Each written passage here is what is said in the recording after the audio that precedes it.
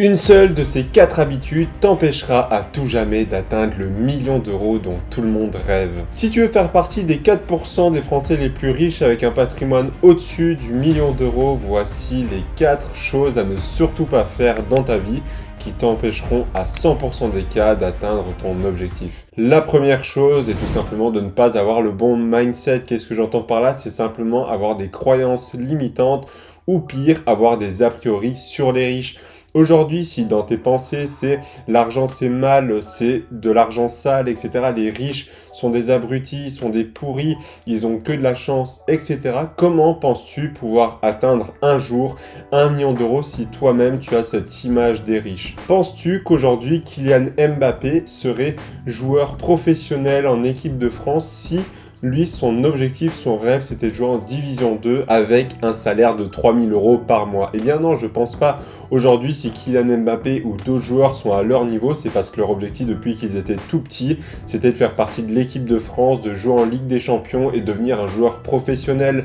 Mais toi, tu dois avoir exactement la même mentalité que Kylian Mbappé, sinon tu n'y arriveras pas. Et encore pire, je pense, c'est si vraiment tu penses que les riches sont des pourris, eh bien, même si par chance tu arrives à faire 1 million d'euros, il y a 99% de chances que tout cet argent-là soit réduit à néant et que tu dépenses absolument tout parce que il serait pour toi impossible en fait d'être riche. Parce qu'après tout, comment pourrais-tu devenir quelque chose que tu dénonces et que tu n'aimes absolument pas? Ça serait en conflit avec tes idées intérieures, donc ça serait totalement impossible pour toi de garder l'argent et de bien l'utiliser. C'est d'ailleurs pour ça que beaucoup de personnes qui gagnent énormément d'argent mais qui pensent que les riches sont des pourris, etc., eh bien, ils dépensent tout leur argent et ils veulent éviter justement d'avoir cette étiquette de riche parce que eux-mêmes pensent que ce n'est pas la bonne chose à faire. Mais outre les fausses croyances et également la mauvaise vision des riches, peut-être que tu n'as pas la bonne vision de l'argent. Aujourd'hui, beaucoup de monde voit l'argent comme une finalité, c'est-à-dire un but à atteindre, et toutes les autres personnes qui sont riches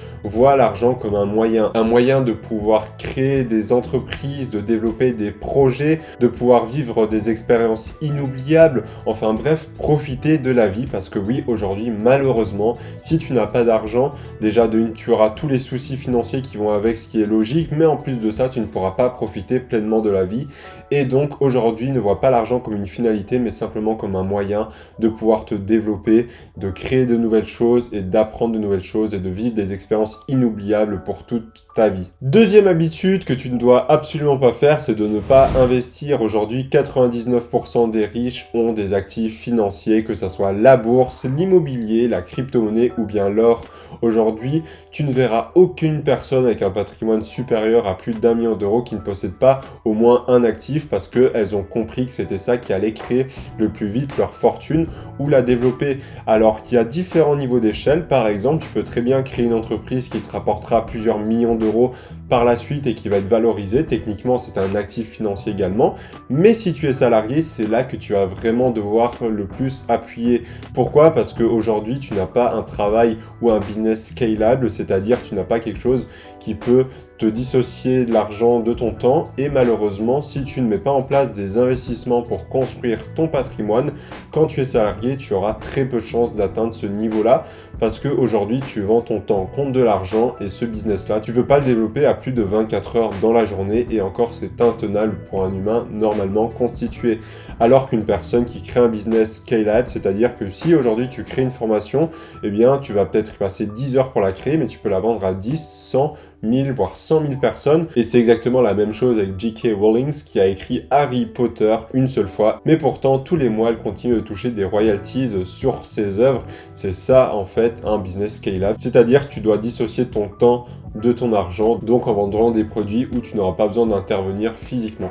Mais en tout cas, ce qui est très très important, c'est qu'aujourd'hui, même si tu as une entreprise ou non, les actifs seront les meilleures choses à mettre en place pour développer un patrimoine à 7 chiffres, parce que c'est vraiment ça qui va te permettre de faire grossir ta fortune, de faire travailler ton argent. Après tout, pourquoi tu devrais être le seul à travailler pour construire ta richesse alors que ton argent pourrait le faire également?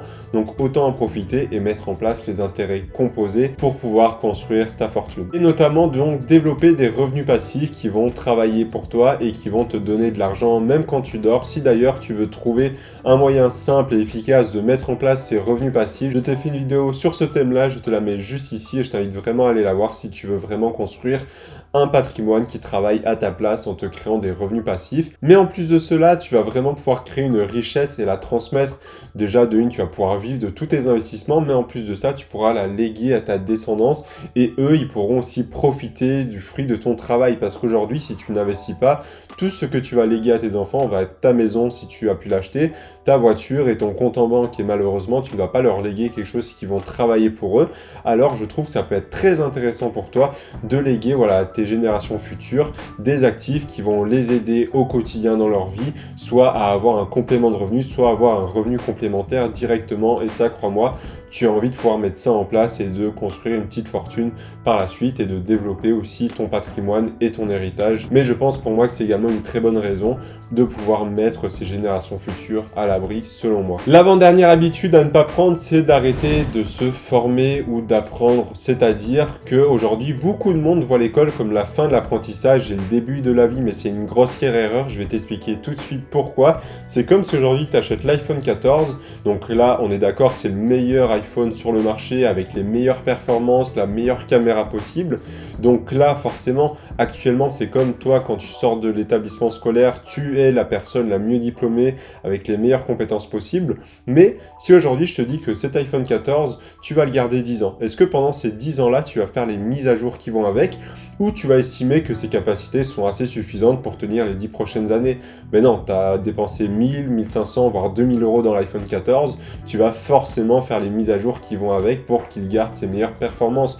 Eh bien, laisse-moi te poser la question de pourquoi tu ne fais pas ça avec toi? Quand tu sors de l'école, certes, tu as peut-être le meilleur logiciel et le meilleur processeur, mais crois-moi, ça va pas durer 5-10 ans. Il faut que tu continues d'apprendre, que ça soit sur des livres, des vidéos, des formations, des coachings, etc.